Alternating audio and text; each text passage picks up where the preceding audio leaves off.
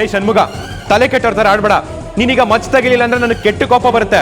ಷಣ್ಮುಗಣ್ಣ, ಇದೆಲ್ಲ ಯಾರು ಮಾಡಿದ್ದು ಅಂತ ಗೊತ್ತಾಗ್ತಾ ಇದ್ರು ಪರವಾಗಿಲ್ಲ. ದಯವಿಟ್ಟು ಈ ಥರ ಎಲ್ಲ ನಡ್ಕೋಬೇಡಿ, ಬಿಟ್ಬಿಡಿ. ಇದೆಲ್ಲ ಏಮಾರ್ಸ ಮಾತುಗಳು ಬೆಳ್ಳಿ. ಮುತ್ತು ನಿನಗೆ ದಾವಣಿ ತಂಗೊಟ್ಟ ಅಂತ ಕೋಪಕ್ಕೆಲ್ಲ ಮಾಡಿರೋದು. ಮಚ್ ಕೆಳಗಿಡು, ದಯವಿಟ್ಟು ನನ್ನ ಮಾತು ಕೇಳು. ಮಚ್ನ ಕೆಳಗಿಡು. ಇಡಲ್ಲ. ಕೊಡು ಷಣ್ಮುಗ, ನನ್ನ ಮಾತು ಕೇಳು. ಷಣ್ಮುಗಣ್ಣ, ಕೈ ತೆಗೀರಿ ಷಣ್ಮುಗಣ್ಣ, ತೆಗೀರಿ ಷಣ್ಮುಗಣ್ಣ. ಕೈ ತೆಗಿ. ಯಾರು ಏನೇ ಅಂದ್ರು ನಾನು ಬಿಡಲ್ಲ. ಷಣ್ಮುಗ, ನನ್ನ ಮಾತು ಕೇಳು. ಷಣ್ಮುಗ, ಸುಮ್ಮನೆ ಬಿಟ್ಬಿಡು.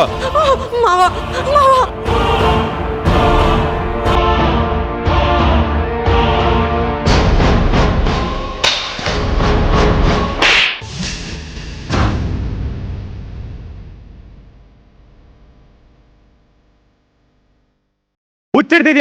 ಹುಚ್ಚಿಡ್ತಿದ್ಯಾ ನಿನಗೆ?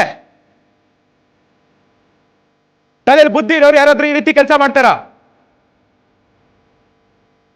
ಏನು ಗೊತ್ತಿಲ್ಲದೆ ಸೀದಾ ಒಬ್ಬ ಮಚ್ಚಿಟ್ರವಳಿಗೆ ಎಷ್ಟು ಭಯ ಆಗ್ಬೇಡ.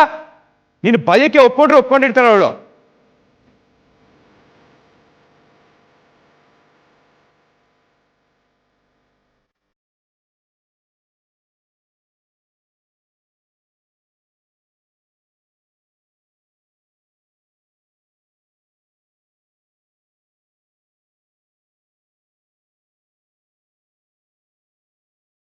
ಸಾರಿ ಕಣ, ಈ ವಿಷಯನ ಇಲ್ಲಿಗೆ ಬಿಟ್ಬಿಡು.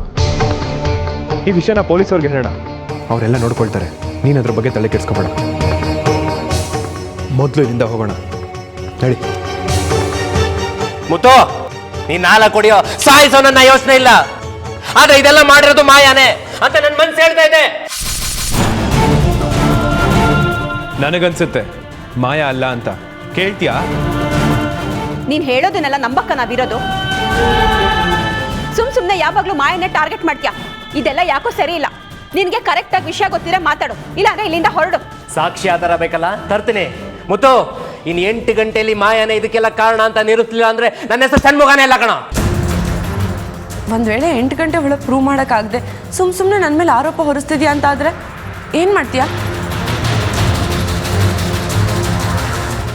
ಕೇಳ್ತಿದ್ದಾಳಲ್ಲ, ಹೇಳು, ಏನ್ ಮಾಡ್ತೀಯಾ?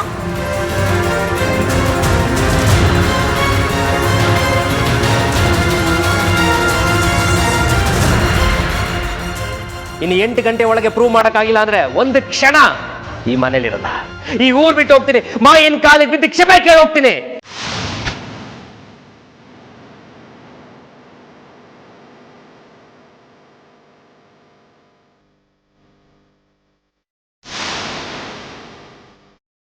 ಹೇಳಿ, ನನ್ನ ಮೇಲೆ ನಂಬಿಕೆ ಇದೆ ಅಲ್ವಾ?